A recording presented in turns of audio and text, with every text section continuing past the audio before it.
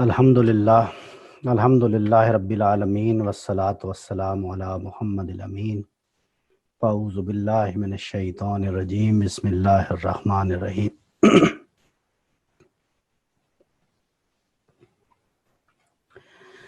خواتین و حضرات، ہم لوگ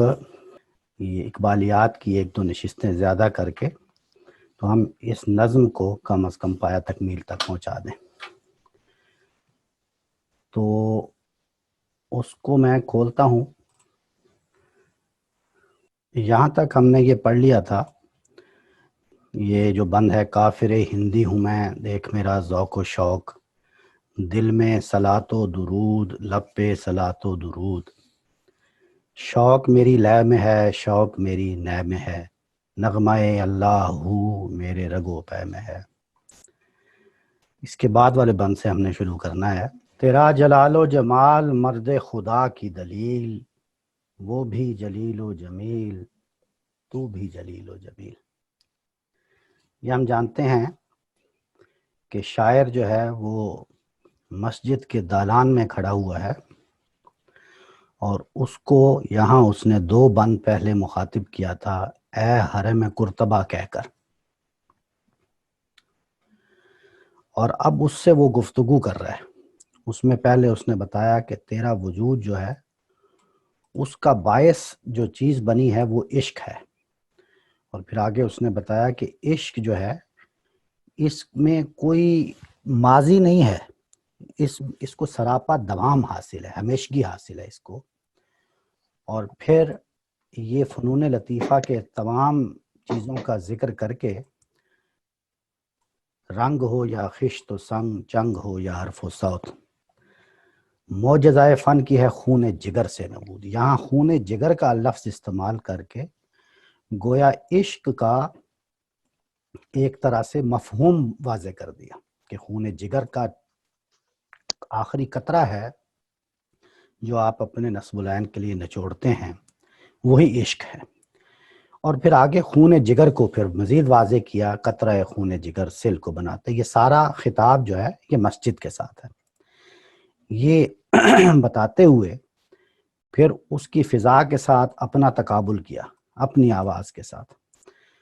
یعنی گویا شاعر نے اپنے وجود کو وہاں نظم میں داخل کر دیا، اور پھر اپنا مقام بتایا کہ میرا مقام کیا ہے، اور اس کو مسجد کے تقابل میں رکھ کر بتایا کہ میں کیا ہوں، میرا کیا مقام ہے، تو کیا ہے، تیرا کیا مقام۔ پھر اپنی نوع کا بتایا کہ میں نوع انسانی سے تعلق رکھتا ہوں، تو نوع انسانی بھی جو ہے، آدم کا سینہ جو ہے، وہ اس کا مقام کوئی چھوٹا مقام نہیں ہے، باوجود اس کے کہ اس کی حد جو ہے وہ محض یہ سامنے نظر آنے والا آسمان ہے، لیکن اس کا مقام عرش معلیٰ سے کم نہیں ہے۔ تو ہم نے یہ جو اس کا خطاب ہے مسجد کے ساتھ براہ راست، یہ پڑھ لیا تھا، اور پھر یہاں پہ ہم نے دیکھا کہ علامہ صاحب نے پیکر نوری یعنی قدسیوں کو مخاطب کر کے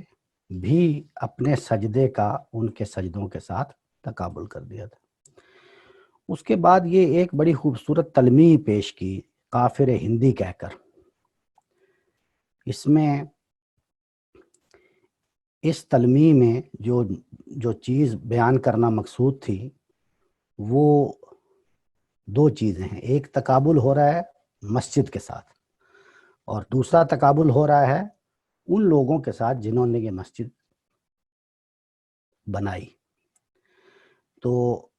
پہلے تو بتایا کہ میں تو اس نوع کا آدمی ہوں اور اس کا یوں سمجھو کہ ایک آخری آدمی ہوں جو ہندوستان کے ایک کونے میں پڑا ہوا ہوں، اور اب میرے ایمان کی حالت یہ ہے کہ میں ان کے مقابلے میں کافر ہوں، یعنی ان کے ایمان کے مقابلے میں میرے ایمان کی یہ حالت ہے کہ میں اپنے آپ کو کافر ہندی کہتا ہوں۔ اس تلمیح میں یہ ہے، لیکن اس کے باوجود میرا مقام اور تیرا مقام، اس کا تو تقابل اوپر کر دیا، اور اپنی نوع کا مقام بھی بتا دیا عرش معلیٰ سے کم نہ کر کے۔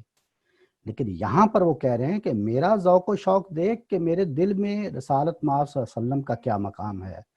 ہر لمحے صلاۃ و درود میرے دل میں بھی ہے، میرے لب پر بھی ہے،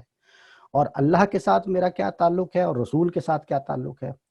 اللہ کے ساتھ تعلق یہ ہے کہ میرا قلب اور میرا لب ہر لمحے صلاۃ و درود سے مزین ہے، اور رسول کے ساتھ، اور اللہ کے ساتھ یہ تعلق ہے کہ میری لے میں بھی اور میری نے میں بھی جو نغمہ میرے رگ و پے میں اترا ہوا ہے وہ اللہ ہو کا، یعنی اس میں ذکر کا انہوں نے حوالہ دیا کہ میں میرا یعنی یہ حالت ہے۔ اور یہ حالت اپنی بتانے، یہ کافر ہندی کی تلمیح میں جو بات بتانا مقصود ہے وہ یہ ہے کہ میرا یہ حالت ہے، کافر ہندی ہونے کے باوجود میرے قلب کی اور میرے ذوق و شوق کی یہ حالت ہے، اور میرے دل کی اور میرے لب کی۔ اور وہ لوگ جو ہیں، جو لوگ جنہوں نے تجھے تخلیق کیا ہے، جنہوں نے تجھے بنایا ہے،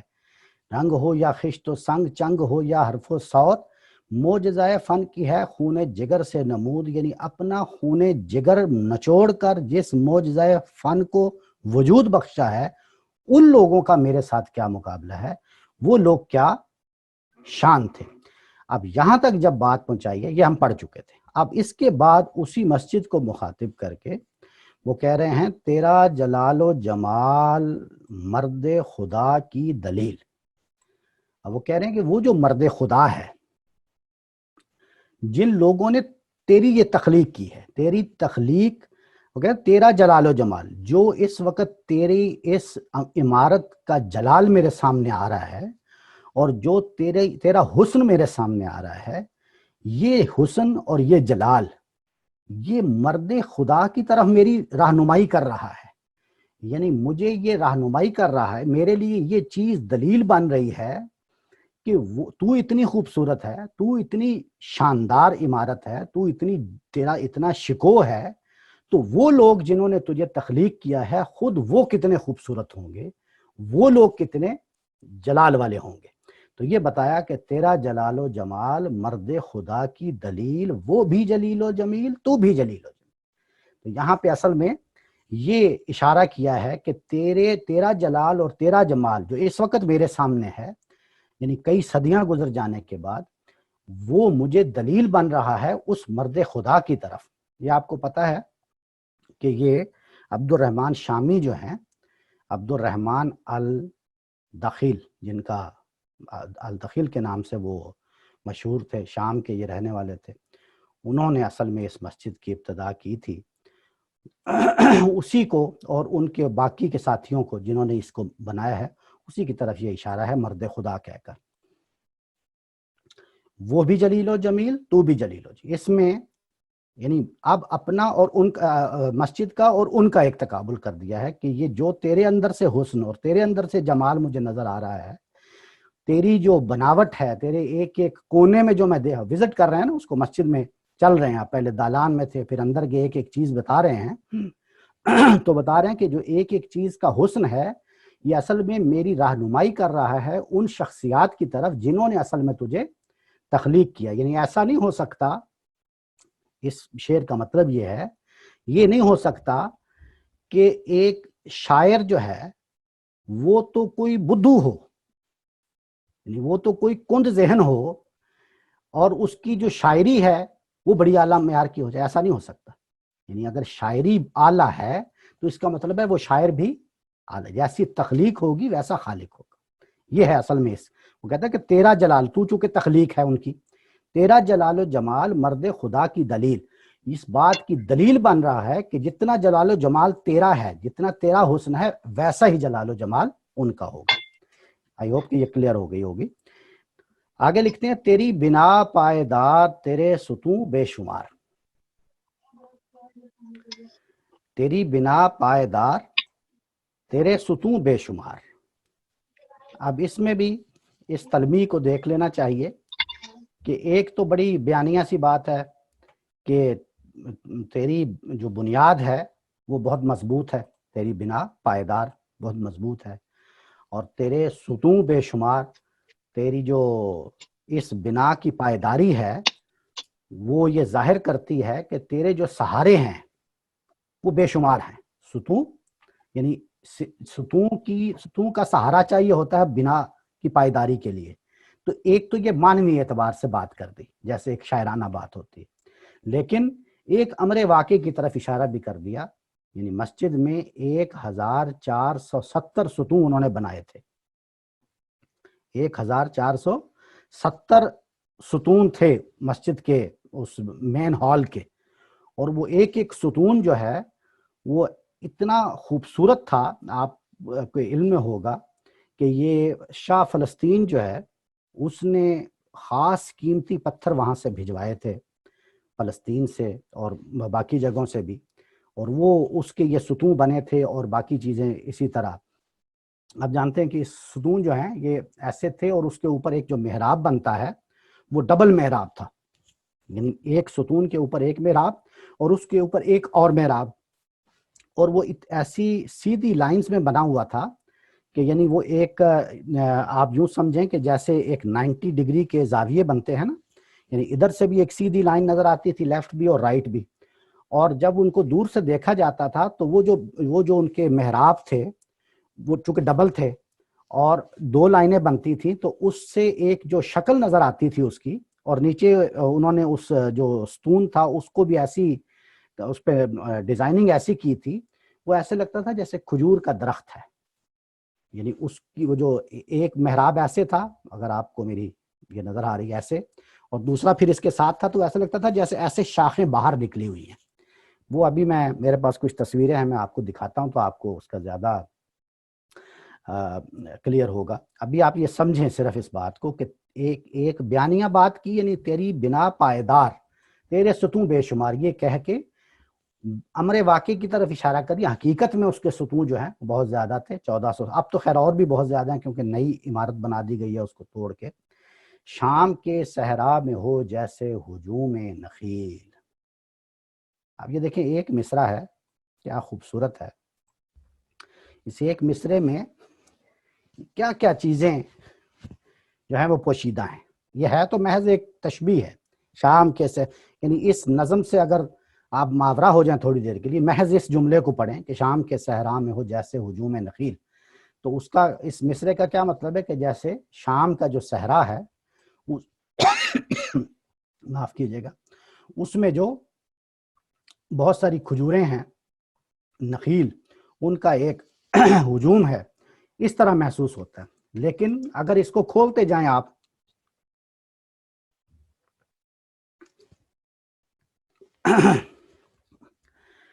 تو یہ ہے وہ تشبیہ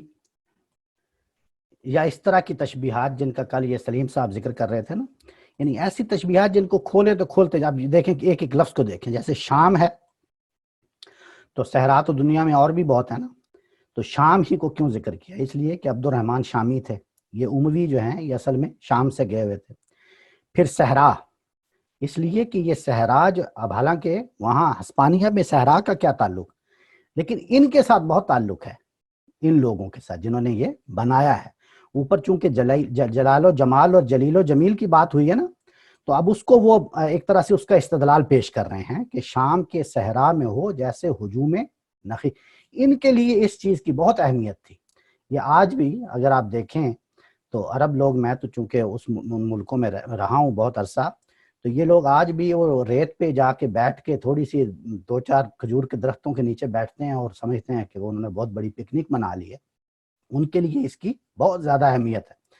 تو انہوں نے اس کا ڈیزائن ایسا کیا تھا کہ اس میں اتنے ستون بنائے، اور ان ستونوں کے اوپر نیچے سے بھی ایسا ڈیزائن کیا کہ ایک ایک ستون ایک ایک کھجور کا درخت جو ہے وہ لگتا تھا۔ تو اس پورے پیراگراف میں اصل میں تو اس کا جلال، اس کا جمال اور اس کی بنا کی پائیداری، اور اس جو اب اندر ایسا لگتا ہے جیسے ابھی شاعر باہر تھے، اپنا علامہ صاحب باہر کھڑے تھے اور اب اندر داخل ہوئے، اس کی وہ ایک تصویر کھینچ رہے ہیں۔ تو یہ جو سارا خوبصورتی جس نے شاعر کو مسحور کر دیا ہے، اس کا یہ ذکر تھا۔ اب آپ یوں سمجھیں کہ جس طرح ایک انسان کو یہ ایک چیزیں وہ دیکھ رہا ہے اس طرح کی خوبصورت، اور پھر اس میں یعنی آپ یوں سمجھیں کہ مسحور ہو جاتا ہے، اس کے جادو میں کھو جاتا ہے، اور ایک اس کو ایک متخیلے میں چلا جاتا ہے، تصوراتی دنیا میں چلا جاتا ہے۔ تو آگے وہ لکھتے ہیں، تیرے در و بام پر وادی ایمن کا نور، تیرے در و بام پر وادی ایمن کا نور، وادی ایمن یعنی وادی سینا، تیرے در و بام پر وادی سینا کی روشنی کا منظر ہے۔ اب وہ ایک طرح سے اس کو ایک مکاشفے کی سی صورت دے رہے ہیں۔ اب وہاں سے جو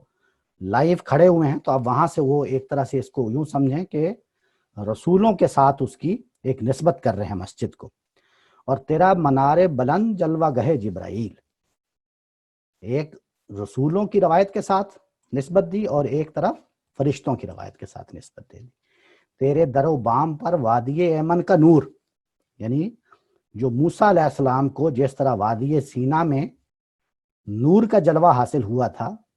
تیرے در و بام پر بھی میں وہی نور دیکھتا ہوں۔ اور تیرا منار بلند جلوہ گہ جبرائیل، یہ منار بلند جو ہے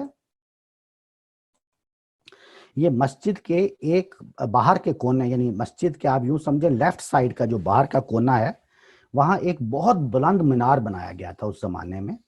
اور یہ سنا ہے کہ 72 گز اس کی اونچائی تھی اس مینار کی، اور یہ چورس تھا، یعنی جیسے چوکٹھا ہوتا ہے نا ایسا چورس مینار تھا، اور اس کے 54 گز کا جو اونچائی ہے وہاں پہ باہر ایک چھجا بنایا گیا تھا۔ باہر جیسے آج بھی آپ دیکھتے ہیں میناروں کے باہر ایک چھجا سا ہوتا ہے، وہ کافی بڑا چھجا تھا، اس کے اوپر نیچے سے ایک زینہ چڑھتا تھا، ایک ہی زینہ تھا سیڑھی، اور وہ اوپر چھجے کے اوپر کھڑا ہو کے مؤذن جو ہے وہ اذان دیتا تھا۔